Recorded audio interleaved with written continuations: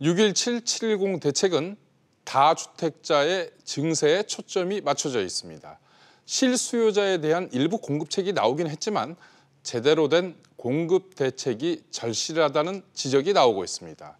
일부에서는 벌써 공급 후속 대책에 대한 전망까지 언급되고 있습니다. 오정인 기자, 먼저 7.10 대책에서 나온 공급 대책부터 정리해 볼까요? 네, 먼저 생애 최초 특별공급 대상과 공급 비율을 늘리기로 했습니다. 국민주택에만 적용됐던 생애 최초 특별공급을 민영주택으로까지 확대하고 국민주택의 생애 최초 특별공급도 20%에서 25%로 늘리기로 했습니다. 또 소득 기준은 국민주택의 경우 월평균 소득 100%로 유지되지만 민영주택은 월평균 소득 130% 이하까지로 확대됩니다. 정인영 기자, 이 공급 비율을 조정하는 게 아니라 실질적으로 공급 주택을 늘리는 것, 이런 방안은 나오지 않았죠? 네, 그렇습니다. 현실적으로 이 신도시 등 공급 대책을 시행하려면 지자체와도 협의해야 하는 만큼 시간이 걸릴 것으로 보입니다. 오 기자, 이 공급 확대 방안을 마련하는 게 굉장히 어려운 일인 것 같습니다. 대통령이 지난 2일에 김 장관을 불러서 지시한 내용이기도 하고 또 지난 16일 국회 개원 연설에서도 공급 확대 의사까지 밝히지 않았습니까? 그렇습니다. 지난 2일 문재인 대통령은 발굴을 해서라도 추가로 공급 물량을 늘리라고 주문했습니다. 또 16일 국회에서도 주택 공급 문제를 언급했는데요. 직접 들어보겠습니다. 주택 공급 확대를 요구하는 야당의 목소리에도 귀를 기울이면서 필요한 방안을 적극 강구할 것입니다. 이 세부 공급 방안 계획은 좀 더 지켜봐야 될 것 같은데요. 그렇다면 대략적인 정부의 공급 방향, 이 부분은 어떻습니까? 네, 방향은 크게 5가지입니다. 도심 고밀 개발을 위한 도시계획 규제 개선, 3기 신도시 용적률 상향, 도시 주변의 유휴부지 등 신규 택지 추가 발굴 등입니다. 오 기자, 이것만으로는 좀 부족하다 이런 지적이 나오면서 최근에 일부에서는 그린벨트 해제 이 이야기가 나오고 있죠. 그렇습니다. 공급을 획기적으로 늘리려면 그동안 서울시가 고수해왔던 그린벨트를 풀어야 한다는 의견도 나오고 있습니다. 하지만 그린벨트 해제는 도시의 100년 앞을 내다보고 결정해야 할 만큼 중요하다, 신중해야 한다는 반론도 나오고 있는데요. 정부 간 이 그린벨트 해제에 대해서 엇박자 이런 이야기가 나오고 있어요? 네, 맞습니다. 지난 14일 홍남기 경제부총리는 이 주택 공급 확대 TF 검토가 끝나고 필요하다면 그린벨트 문제를 점검할 가능성을 열어놓고 있다고 말했습니다.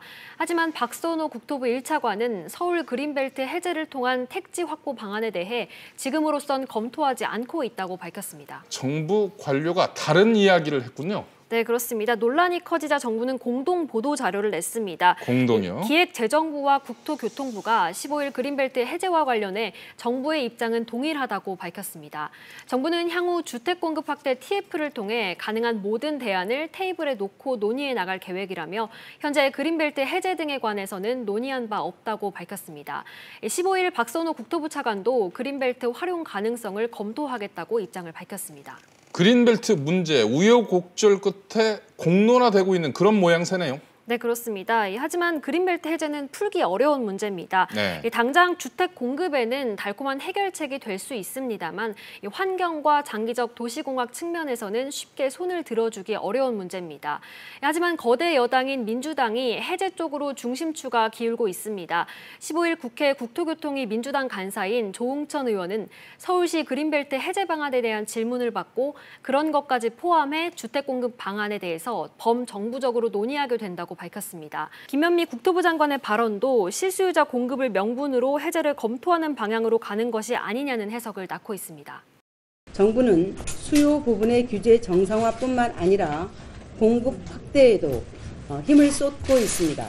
주택 공급 확대 TF를 통해서 실수요자를 위한 주택 공급 확대에 총력을 다할 계획입니다. 다만 서울시는 이런 당정 움직임에도 해제 반대 입장을 분명히 하고 있습니다.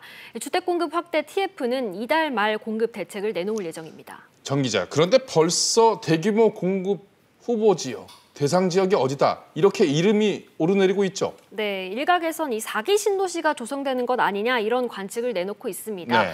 그 후보로 거론되는 지역이 경기도 광명, 시흥, 고양, 하남 등입니다.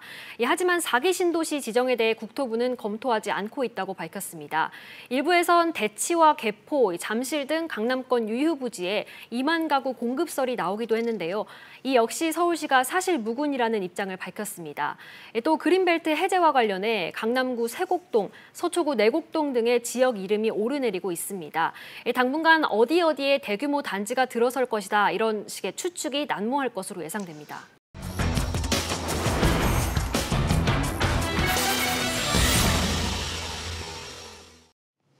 정부의 메시지는 분명합니다. 일단 보유세 부담을 늘리겠다. 다주택자의 투기, 갭 투자, 재건축은 막겠다 이겁니다. 공감이 갑니다. 그런데 의문이 듭니다. 공급에는 아무 문제가 없다고 하면서 서울의 허파, 그린벨트 해제 카드를 꺼내들었습니다. 그린벨트 해제는 그야말로 마지막 응급 수단입니다. 취재진이 만난 전세 세입자의 말이 계속 가슴에 남습니다. 막막하다.